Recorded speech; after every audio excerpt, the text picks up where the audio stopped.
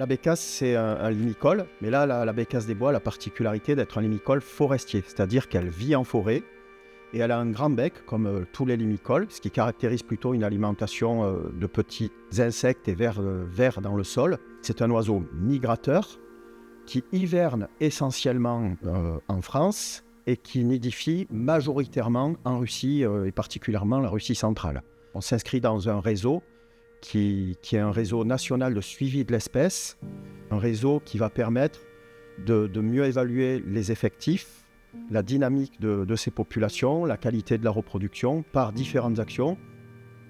Les indicateurs sont ouverts. Globalement, voilà, on est plutôt sur des populations qui semblent bien se porter. La question se pose sur le réchauffement climatique, avec ces périodes de sécheresse qui sont quand même de plus en plus marquées. Donc l'objectif des travaux que l'on conduit aujourd'hui, c'est de comprendre la biologie et le comportement de l'oiseau dans ces milieux qui sont très secs et arides, considérant que c'est une espèce qui, à la base, se nourrit de lombric. Donc lombric en milieu sec, ce n'est pas forcément une logique absolue. Alors le bagage est une mission importante pour comprendre le comportement des bécasses en milieu méditerranéen, c'est-à-dire qu'on pose des balises GPS VHF qui vont nous permettre d'évaluer le comportement de l'oiseau dans ces milieux. Et on va parcourir des zones la nuit, là où on estime que les bécasses sortent, donc on va les compter en cherchant le petit œil qui brille dans le phare. Et au final, ça va donner ce qu'on appelle un indice d'abondance nocturne. Et au cours de ce protocole, une fois qu'on a observé un oiseau, eh bien on va essayer de l'approcher et de le capturer avec un filet qui est installé au bout d'une perche. Et on va essayer de capturer cet oiseau en l'approchant lentement, sans faire aucun bruit. Et à cette occasion, on les bague. Donc cette bague, ça devient la carte d'identité de l'oiseau. Et pris dans son ensemble, sur les 10 000 oiseaux bagués à peu près en France chaque année, ça donne une tendance d'évolution de la population. Pour connaître l'habitat, il faut suivre l'oiseau avec une certaine précision. Donc là, on a des balises qui sont quand même très précises. Donc quelles sont les caractéristiques qui vont faire que la bécasse préfère cet emplacement ou pas? Donc c'est là, d'où l'étude que l'on a mis en place aussi sur les habitats en milieu méditerranéen.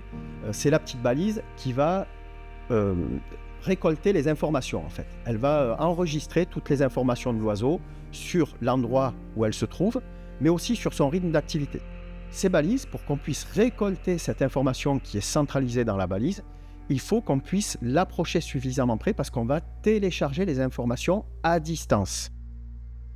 On fait des relevés de milieu, de sol, de végétation. On caractérise les types de végétation qui concernent la place de la bécasse qu'on a déterminée avec les balises.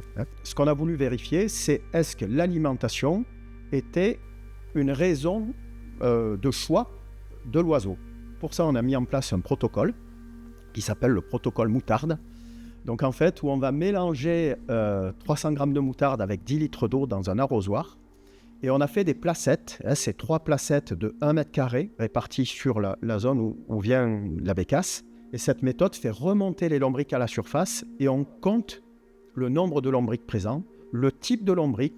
Et donc l'objectif, c'est d'évaluer la ressource alimentaire disponible sur ces territoires et comparer à d'autres placettes où il n'y a pas d'oiseaux, est-ce que oui ou non, l'alimentation peut être un choix pour la bécasse. Les fédérations de chasse et la Fédération nationale des chasseurs, nous sommes des associations agréées au titre de la protection de la nature. Et les espèces gibier, on en a la responsabilité de la gestion aussi. Donc chasser une espèce qui se porte bien, c'est absolument pas gênant. Ce qu'il faut, c'est le faire de façon à ce que l'espèce, la dynamique de l'espèce et la pérennité de l'espèce ne soient pas remises en cause par l'activité chasse.